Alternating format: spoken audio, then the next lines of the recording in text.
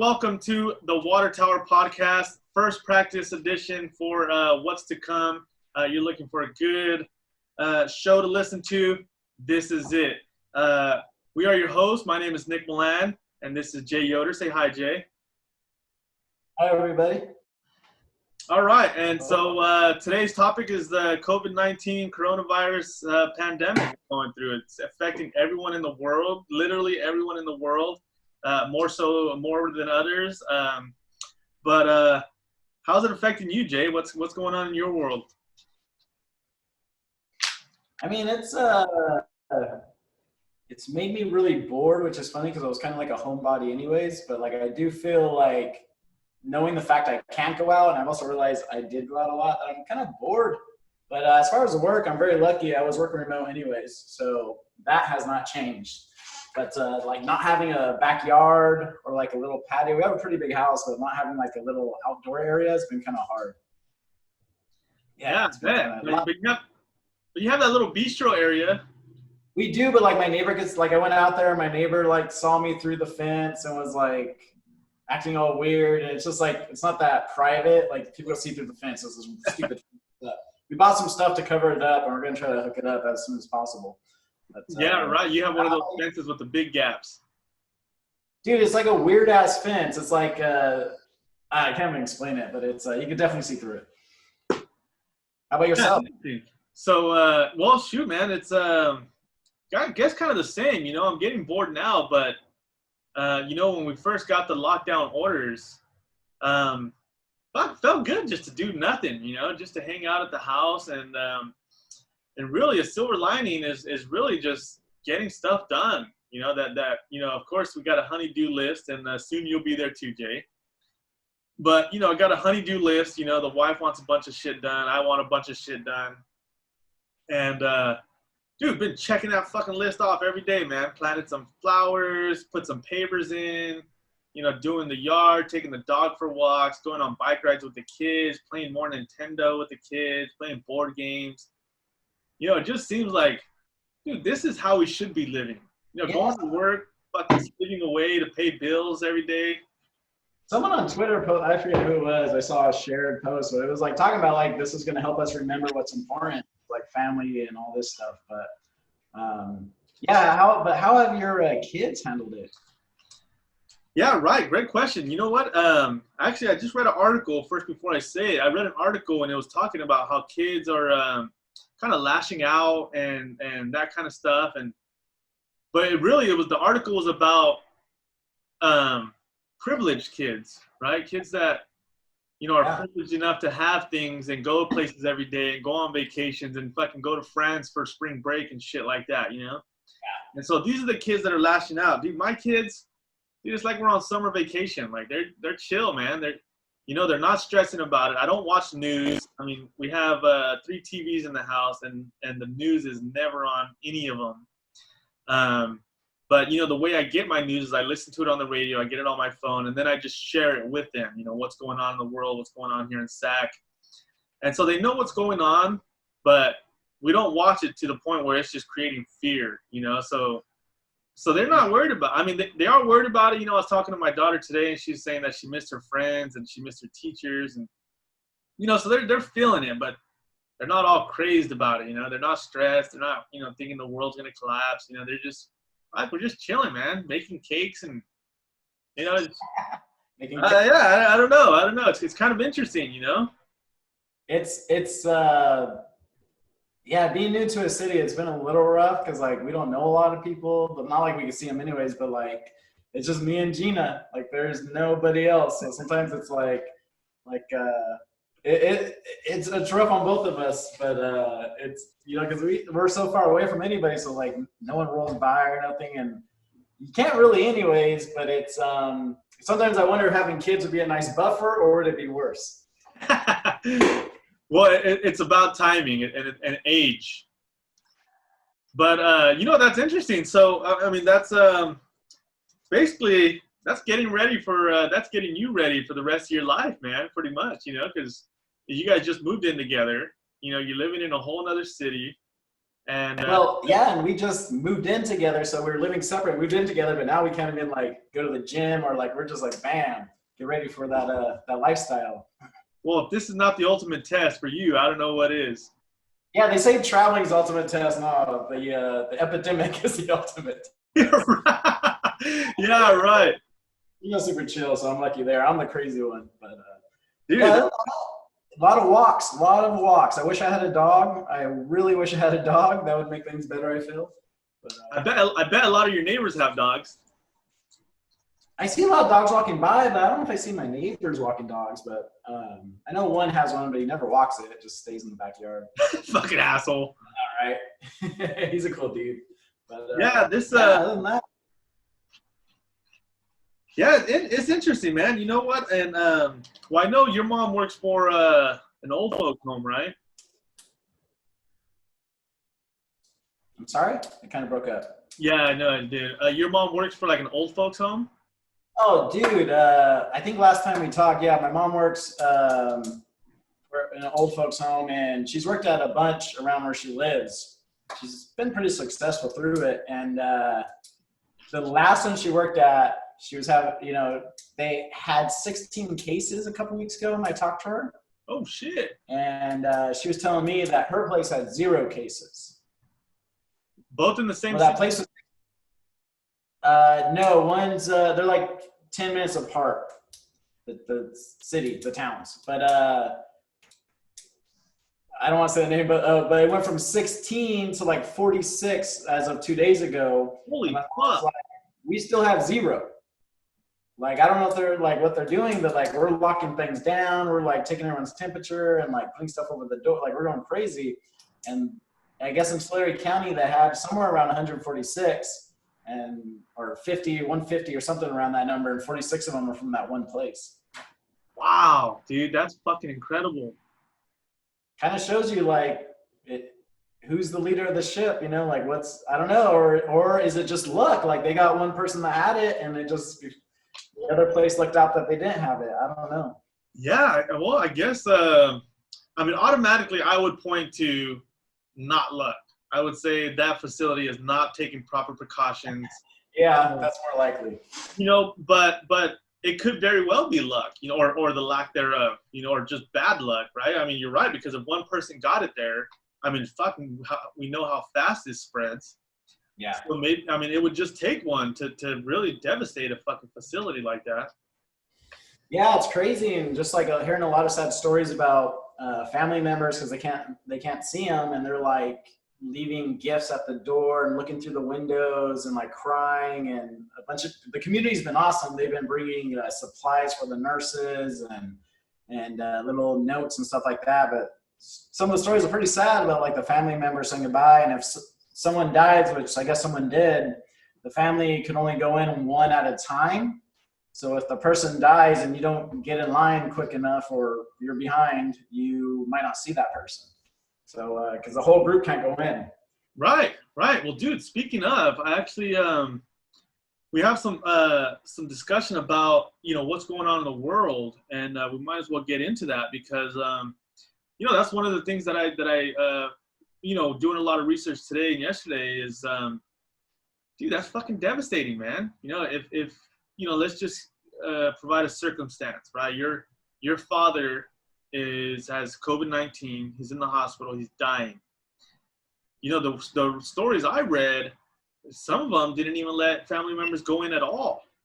So there was a nurse that had an iPad in a plastic baggie over the dying person's face, and then their family members are Zoom conferencing to their dying father, man. Like, not only can you not give him a hug and a kiss, but you can't even fucking see him physically, man. They had an iPad with like plastic around it. That's fucking nuts.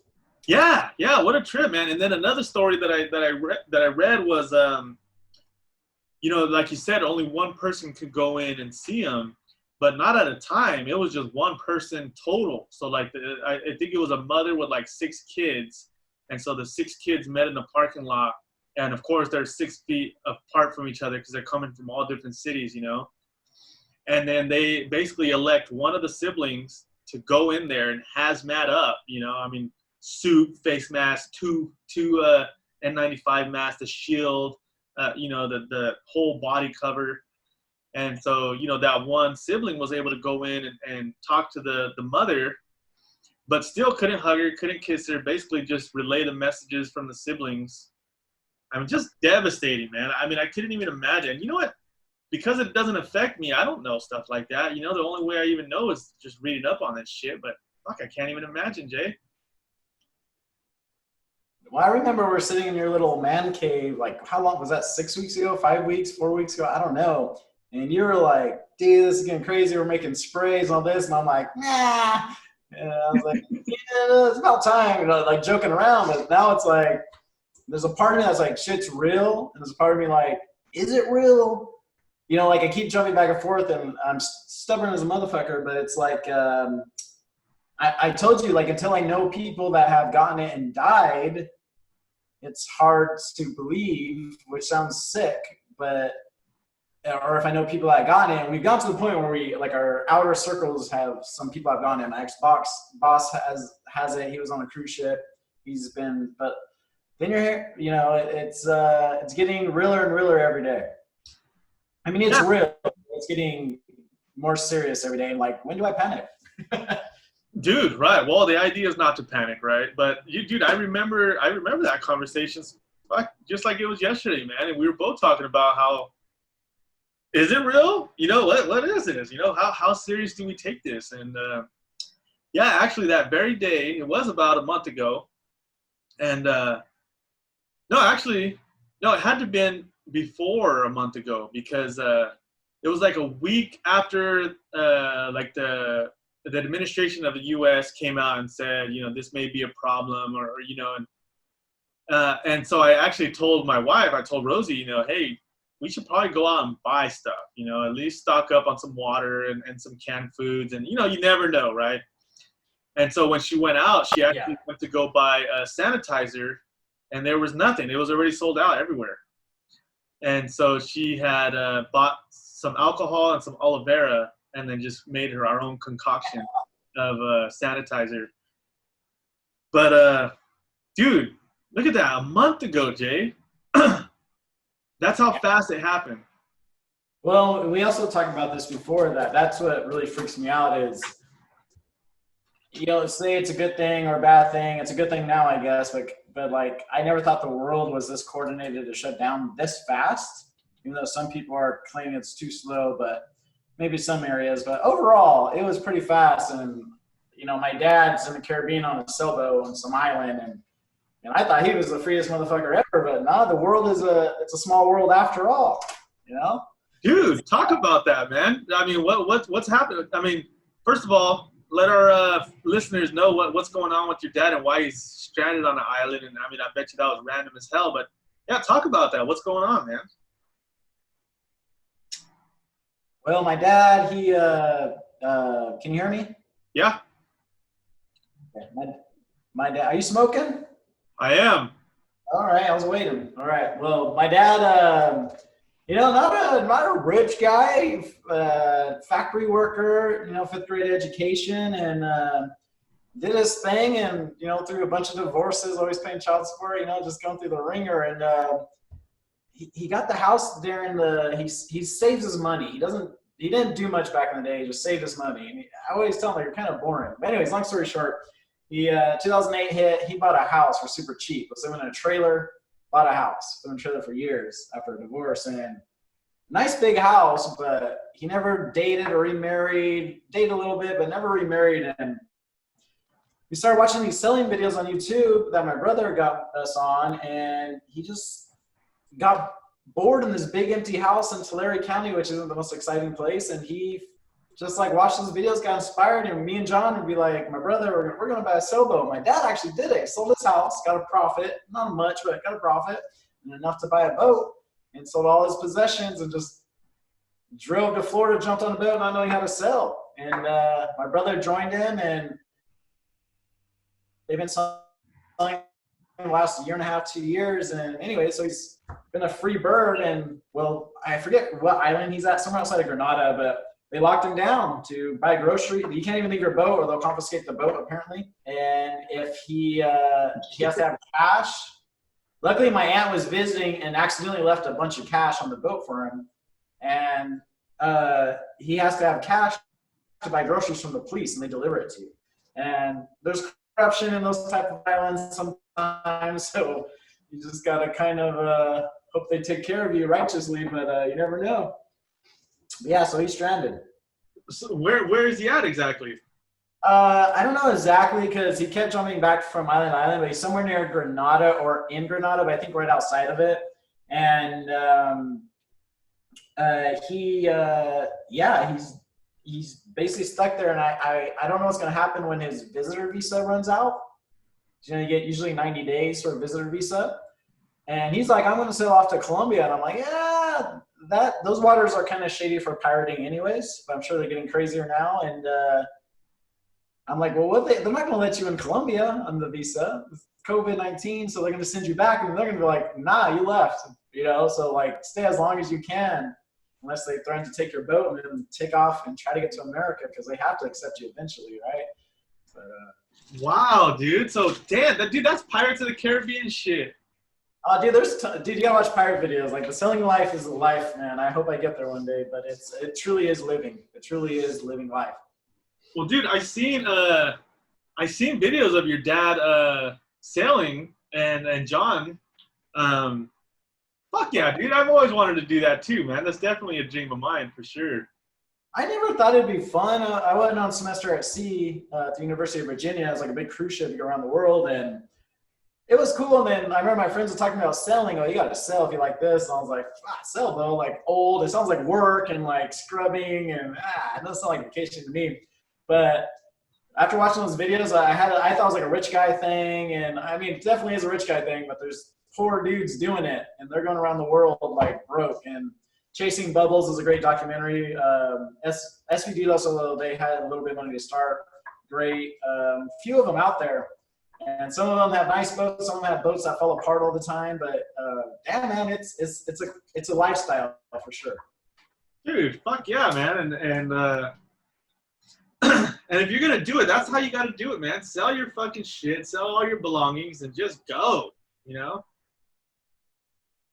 My dad's not that guy. He's a safety guy. That's why he's always got a little savings. Never made much money, but he's a testament. He's been doing it for 2 years, and he said, I remember he was stuck in Florida because his boat kept breaking down. He's like, just gotta do this before I die. I just hope I don't die because I'm ready to do this. I waited too long. I was like, damn. Right. So, it's the most fun he's ever had. He never had a big social group. He's hanging out with people every night, having the time of his life, never traveled.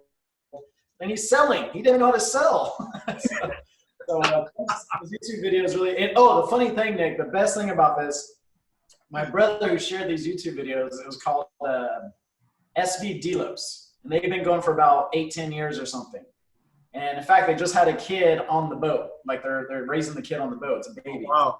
They're in the Bahamas right now, but they've been all around the world. And they were the ones that inspired us, which inspired my dad to do this.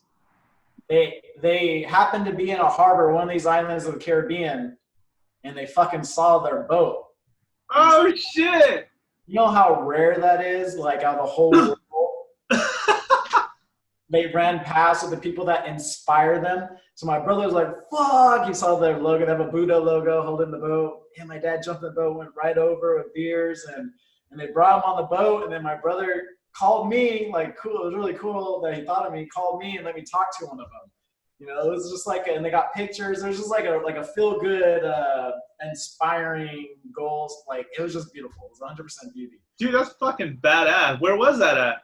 I forget, somewhere in the Caribbean. They went around the world. They went through Caribbean, and my dad was coming through Florida, and my brother through, like, I want to say it was Puerto Rico, but I'm not sure. Wow, dude, that's fucking amazing. The funny thing is, Puerto Rico has tons of ports around it. They just happen to be in the same one. Dude, that's amazing. It's awesome. So you've gone on one of these trips with them, right? Yeah, I went to Florida, but they wasn't selling, and we were too scared to move the boat because we're around a bunch of other boats, and we're in this like little, kind of like a river. The ocean kind of went in through Florida. and we were too nervous. And then just hung out and partied on the boat like losers, not even sailing. And the weather was horrible. And then they went sailing, and I had to go back to work. And then I met them in the Dominican Republic for about a week and a half, and we sailed about half the island. And that's when I really got to like actually learn how to sail. And it's dope as fuck, man. I didn't want to get off. Wow. I thought I'd hate it. It's beautiful, man. It's the best way to live. It really is. Oh, dude, that's fucking amazing. And how inspirational is that story? Fuck yeah, that's awesome. I'm just glad to be a part. Like, I'm glad, because if you'd asked me about my dad a few years ago, like 3 years ago, 4 years, I said my dad likes to watch a lot of TV. So sit in his recliner and watch TV. He's funny. He likes to debate, but he likes TV shows and movies. Now if you ask me about my dad, I'm like, this motherfucker's selling like all around a bunch of different countries in the Caribbean, taught himself how to sell everything. Way better story. Way better story. Dude, that's fucking awesome. And so John's still with them right now? No, John moved back recently. He was supposed to go for like 3 months, and he ended up being on for like a year and a half. Grew his hair long, like a hippie, and he's living back in Visalia now. Yeah. So your dad's sailing on his own? My brother just left, so I don't know how much sailing he's done since this quarantine happened, but now he's stranded on some fucking random ass island. He's not really stranded. He has to stay in the confinements of his boat. I don't know if he's docked or anchored, and usually you take a small boat if you're anchored, a dinghy, in to get your groceries, your water, whatever, and then I don't know how they're working it out. I don't know if he's docked or anchored because he doesn't have a phone to get a hold of, but he's apparently can't leave the boat, and the police bring him the groceries for cash. So, wow. Fucking crazy, man. It made me worried, but I told him about 3 weeks ago, just sail to the U.S. right now. Take off right now. Hurricane season's coming too. Oh, yeah, right. September, October mainly, I think. So, fuck, man. It's shady business. Holy shit, man. That's fucking crazy. And I wonder if he came to the U.S., what kind of fucking quarantine they're going to put him in before they even let him go into the general population.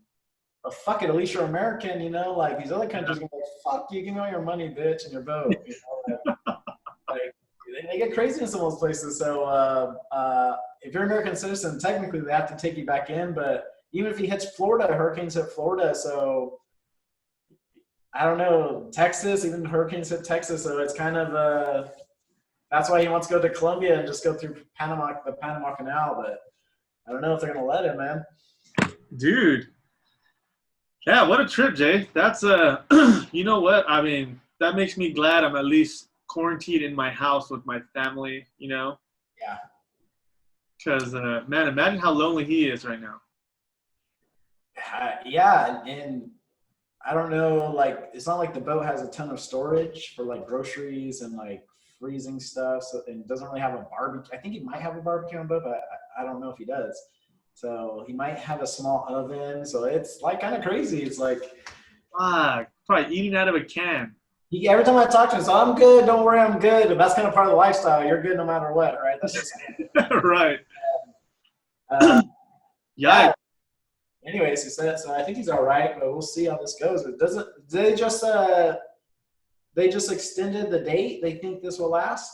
Is that what I heard? Yeah, I will. LA just extended the stay-at-home orders till May 15th. So I would imagine that other cities are going to follow suit. San Francisco, Sacramento, and then probably the rest of California. Who knows? I don't know. Damn, that's like did you see I saw Joe Rogan posted the article about the LA mayor's like going to give rewards to people that snitch oh, yeah, I did see that. Come on, dude. That's what they're going to do. We're going to start turning on each other, man, and that's when it's dangerous. Well, dude, isn't that how it starts, Jay? Right? Yeah, there's this, I was trying to find it today to actually share with us, but I couldn't find it. It was like some old German article. Some rich guy, maybe they mentioned it on a podcast. I think Joe Rogan, probably, but he was early 1900s, and he was talking about how like rich people in power that live in like better than most people get these poorer people to fight for them. And he talked about farmers, and he kind of degraded the farmers, so he must have been higher up. He's like, oh, the lousy farmer just has a farm. But he's content. But if he goes rest his life in war for our deeds, and he comes back, he just has a farm still. So why would he ever fight for us? And then he was talking about, well, the way to do it is create division within the community. Patriotism, or hey, you're not standing 6 feet away. Hey, that person's not wearing a mask. Hey. And then there's the reward. Once you get that divide, people are forced to be patriotic with the government, and they will be down to go to war. Like, it was, I'm probably messing it up, but yeah, I'm like, you know what? I wear a mask when I go out, but I ain't gonna hate on no one. Everyone, we don't know what's going on. Let's be honest. This shit's crazy. This shit's real, and as long as you ain't touching me or like coming up and like hitting on me or whatever, like we're good. Like, I get it. You do you fucking me. Yeah, right. You know what? I agree with that too, because I wear my mask. You know, like today I was out and I wore my mask too. I went to Save Mart, and you know, it's funny because half the workers at Save Mart aren't wearing masks. You know, I noticed that. So yeah, I mean, but you know, am I gonna look at them? Hey, fucking shame on you. You know, no, like to each his own, man. Those motherfuckers have to go to work, and like the nursing and doctor community as well. Like, they really are kind of like heroes. Like, they're like going to places knowing they might get it, and then when they go home, some of them, I saw one guy at a tent in his garage. I don't know, some meme, I don't know if it's real, but distance themselves from the family just in case too. Right.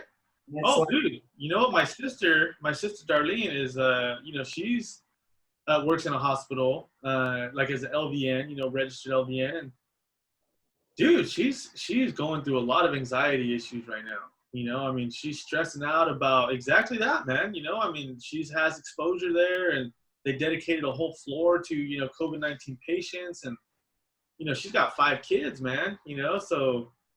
And actually, she has her mother-in-law living with them right now. She's, you know, 85, you know, close to 90 years old. So, dude, I mean, going home after working at a facility like that to 5 kids and an old lady, you know, not to mention her husband, of course, but oh my goodness, can't even imagine, man. They are heroes, bro. it kind of reminds me of like you know, everybody hates the cops now, but like back in September 11th, everyone loved the firemen and the cops. Right. It reminds me of that, and I'm like, watch, give it a few years, we'll start hitting on them again. But like, it's they truly are putting their life at risk for their job. Oh, dude, you know what? I even told the lady. I mean, both the people that I saw today. One was a lady at the meat counter. I got some meat from the meat counter, and then I told her, and then I told the register lady as well. Like, you know, I just thank them, right? Just, hey, thank you for being here, man. Thank you for allowing us to, you know, the fact that you're here allows me to come and buy what I need, you know. And you know, one of them was like really grateful and like, oh, I appreciate the sentiment, you know. And then another one was just like, yeah, fuck you, asshole. Good, you know, hurry up. That would have been me. I gotta be here, motherfucker. Yeah. Okay, right. And but anyways, you know what made me, you know, I was reminded of 9/11 too when you were mentioning that, because, dude, remember 9/11? If you were at all questioning the motives of us going to war for terrorist attacks, like, you were unpatriotic. You did not love this country. You know, and that's kind of like what the snitches get stitches that Joe Rogan's talking about now. You know, it's like. Well, we also, I do remember that. Like, I always said, like, usually my right and left leaning politics wise has always been like somewhere in the middle, but the world kind of shifts. So I kind of shift with it. And it was like I felt like very left. And we grew up in a conservative area, Lindsay, California. And, you know, I lived in the Netherlands, very liberal. I lived in San Francisco, and then we both live in Sacramento. Now, I would say left-leaning city, I would assume. I'm not really sure. I haven't been here too long. But anyways, it's like, yeah, it's just kind of lost my train of thought. But it's crazy that, I don't know. I have no idea where I was going with that. I'm going to be honest, Nick. Well, just I'm leaning, and you know, because again, at 9/11, which relates to what Joe Rogan's talking about snitching on your neighbor, it's like people were calling people out, man. You know, if you at all said, "Hey, well, we shouldn't be going to war," or question it at all, it's like, "Oh, you hate America. You're unpatriotic," you know. Well, that's what I was gonna say. We said like back in the, it just came back to me in September 11 times, like everyone's patriotic, and if you weren't, it was a little scary. But do you think that's just where we grew up? Because it probably wasn't like that in San Francisco, right? Or do you think it was? Good question. Yeah, I mean, I would imagine not, you know, because of how liberal they are there. But, you know, if anything, if there was someone for the war there, they were probably the outcast. Well, yeah, it was crazy because I feel like I was kind of going back to what I was saying before I went brain dead, but I feel like I was a liberal in the Central Valley, and I lived in San Francisco. I feel like a Republican. And Mm. like it was weird. It was just like, well, is the world shifting or is it just the area? And I realized like, wow, people really do. We can talk about the news and everything else, but people really do live in different dimensions, almost like two different Yeah. worlds, and they're in the same state. It's kind of it's bizarre. Fuck yeah, it is. Oh hell yeah, that dude. And California is a big fucking state too. It's really big, yeah, for sure. But yeah, it's always interesting to me with like how the news. Let's go back to COVID. How the news is already everyone's spinning their angles. You know, it's like. Oh, totally. Like I was wondering, like, when are the politics going to get involved? And like the first week it was kind of quiet. They were just like kind of confused, and all of a sudden now it's like he and she should have done this, and it's just like there we go. Oh yeah. Well, you know what? I read an article today with someone using COVID-19 as a political sway, but I fucking forgot what it was. But you know what? Also, you know what? I mean, just talking about the social aspect about all this and the people aspect is like, you know, when Trump got elected and there was like the women's march against Trump and, you know, all this not my president kind of stuff going around. I was living in a duplex and my neighbor was like this, you know, middle-aged white woman, you know, short hair. And, you know, she's liberal leaning, right? And but she looks like your typical white woman, right? And so there was a thing where, I don't know if you remember this, surely you do. People were just looking at white people like, oh, you're a racist, you know, oh, you must be a Trump supporter, you know, just because they were white, you know? Yeah, oh yeah.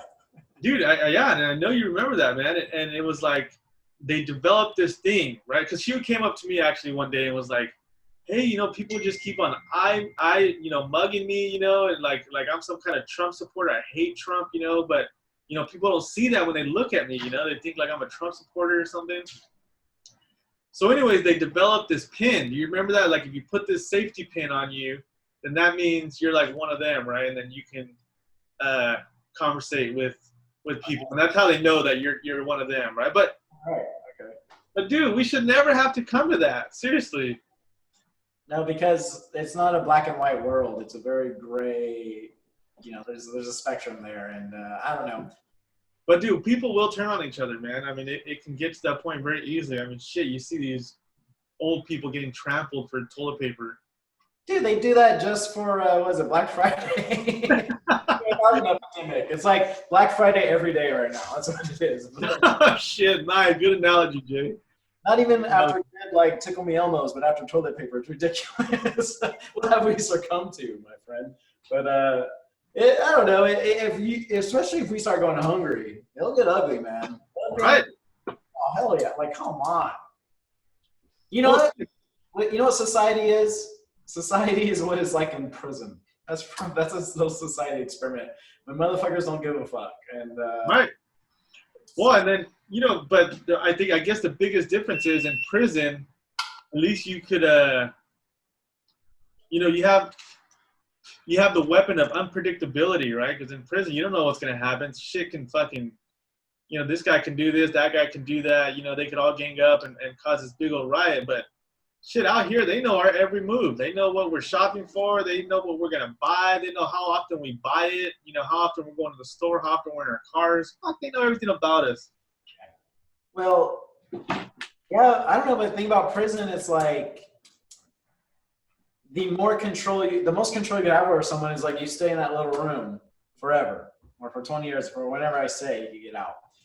And then the like inmates, you know, they're obviously not like, okay, let me serve my 10 years and have a good jolly time. They're like, some do, but I'm sure everyone gets a little like, fuck you, you know, and is that what's going to happen eventually? Like back to 9/11, TSA became a thing. Now you have to get to the airport early. Patriot Act was started. So like, will we have to wear masks forever? Will we have to check in if we leave the county or the state? Yeah, is it going to be more controlled? And obviously, that doesn't work until you wipe everyone out, right? Like not all the inmates are going to be the 100% perfect inmates. Some of them are going to be like, fuck you, you know, and I don't know. That's a mean, so there you go. Yeah, I mean, that's interesting though, man. You know what's funny is I saw a meme today on Instagram, or maybe it was Facebook, I don't know. And it was basically some animals in zoo enclosures, and they're like, now you know how these animals feel, you know? Well, back to what you were saying too about privileged kids, and me and Gina were walking out earlier. I was like, it's just like we're all poor. Like money's worthless. Right. We can't get the shit we need, and there's no money. We're all basically poor. This is probably a good equalizer for a little while. Oh shit, that's interesting, man. Totally interesting. Like, yeah, and you know what I mean? It's like in this article about that was like, it was mostly geared towards parents, right? How do you deal with a situation like this? You know, how do you gain control of your household? You know, if your kid's lashing out because he's home and you're home and everyone's home.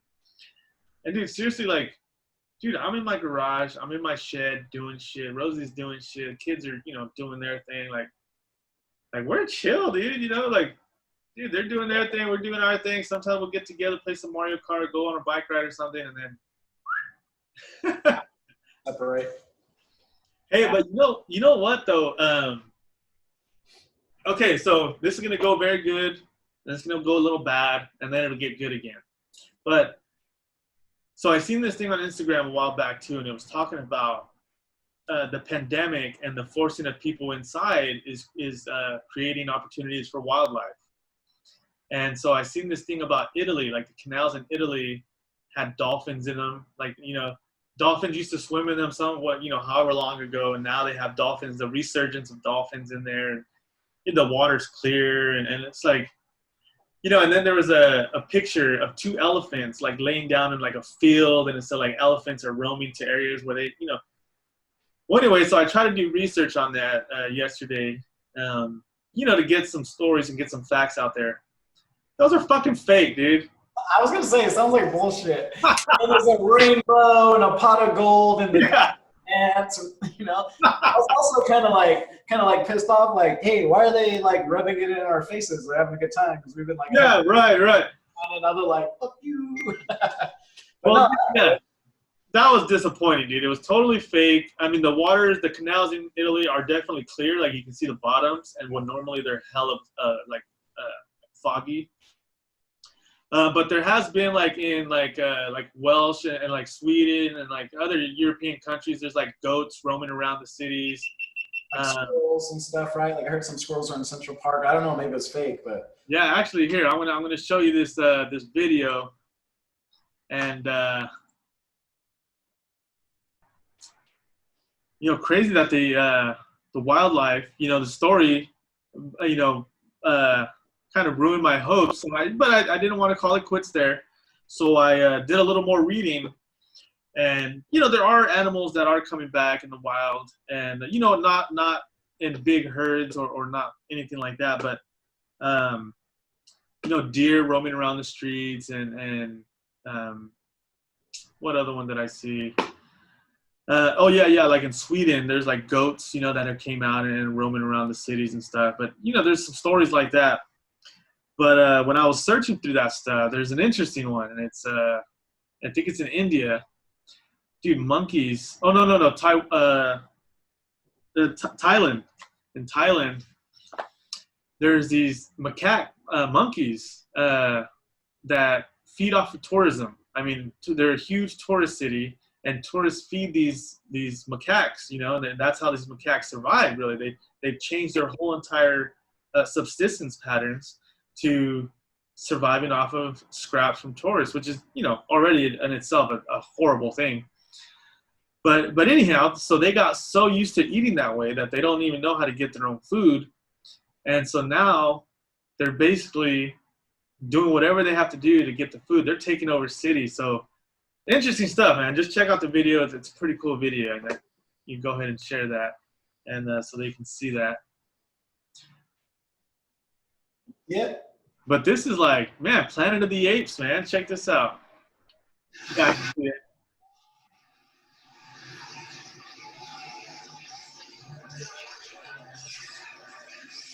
Super choppy. It's pretty clear on my end, maybe because I'm playing it. Look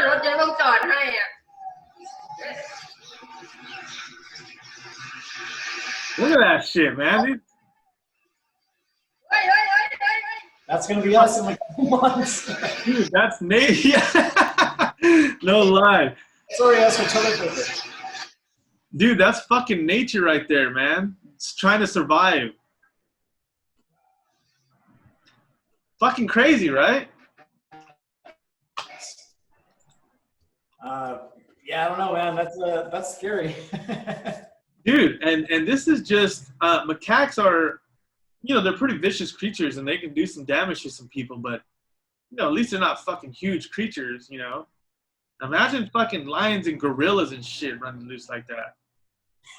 Yeah, you hear about those those. Have you ever seen those videos in India as well, or I don't know if that was in India, but where there's like a leopard or maybe not a leopard, but a tiger that runs through like a neighborhood, and they have to get it out. Yeah, I think I've seen something like that. Yeah, and there's like old stories of Indian lion hunters, and it's nuts. Like they roll in and they jack some people up. And Dude, yeah, Shere Khan from the Jungle Book.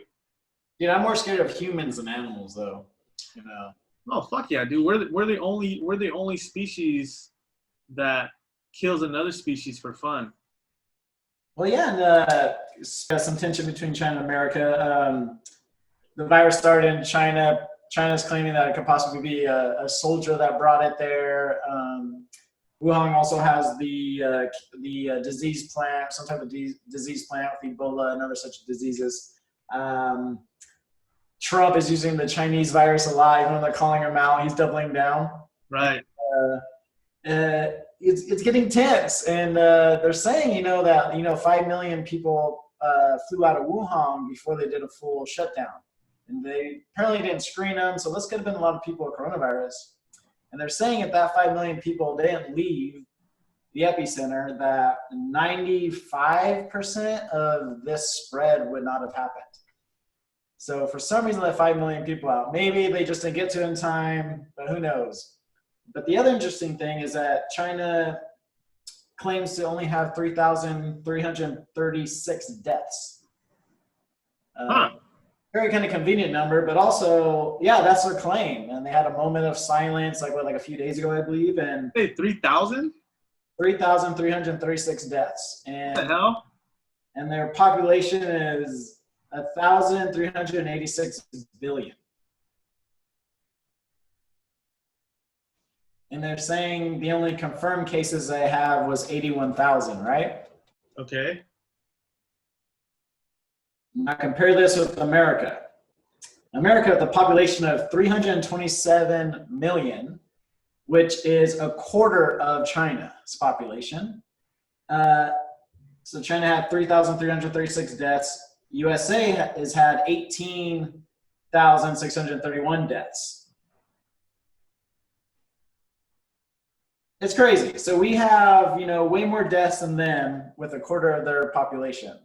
Now, China's been known not to release the most up-to-date information, and I'm sure we don't either, obviously. And everyone wants to look good right now, especially the Trump campaign. Everything's always great and fine. Right. He's got good ratings. It's crazy that they're coming out that number, and then North Korea, 0. Really? I believe as of 18 hours ago, 0 cases from the article I read. And it was, they tested only 709 people, and none of them had it. And their population is 25 million. So South Korea next door has had 10,000 cases with 200 deaths. And South Korea has apparently done pretty well with it, I believe. But it's kind of funny because it's like, what if North Korea's isolation is kind of like the way to go? What if the whole world dies and they're just like, oh, sweet, we won the world now. We won. We played the tortoise game. We played the long run and we won. Nice. Dude, that wasn't like it. So how updated are those numbers? When did you pull the amount of deaths in the U.S. and China? I'm sorry, what? How old are those numbers? Are they those recent numbers?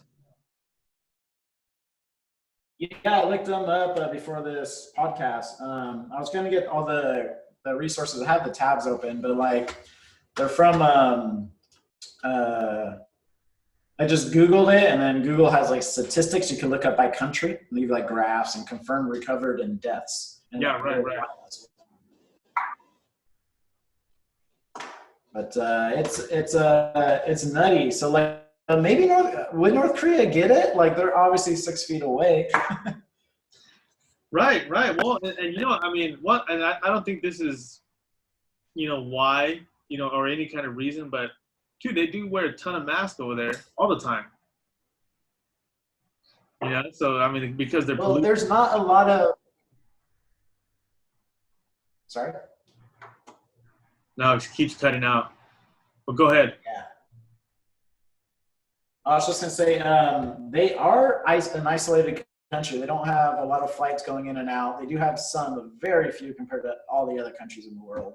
They deal mostly with China and trade. Apparently, they shut down those trade systems, which, according to the international globe, that they don't deal with them for sanction reasons, but they do.